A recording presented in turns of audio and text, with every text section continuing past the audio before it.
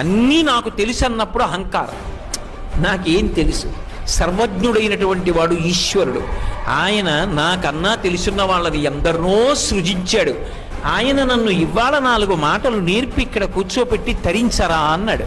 12 స్కంధములు ఆంధ్రీకరించిన పోతన గారు నేను భాగవతం ఆంధ్రీకరించాను అనలేదు. నేను భాగవతం ఎందుకు రాస్తున్నాను అంటే నా పాపం పోవడానికి నా చేత పరమేశ్వరుడు భాగవతం రాయించాడన్నాడు. కోటేశ్వరరావు ఎందుకు ప్రవచనం చేస్తున్నాడంటే నేను వెళ్ళి శ్రీశైలంలో ప్రవచనం చేశానని గొప్పలు చెప్పుకోవడానికి అనకూడదు.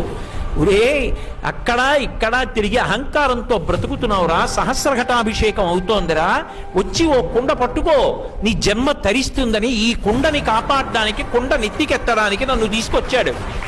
ఈ కుండ నెత్తి మీద పెట్టుకుంటే నిన్ను నెత్తి మీద పెట్టుకుంటాను రా అని చెప్తే రాడని, ప్రవచనం అంటే పెద్ద తెలుసున్న మొనగాళ్ళ వస్తాడని తీసుకొచ్చాడు. తీసుకొచ్చి 3 రోజులు నా చేత దర్శనమిచ్చి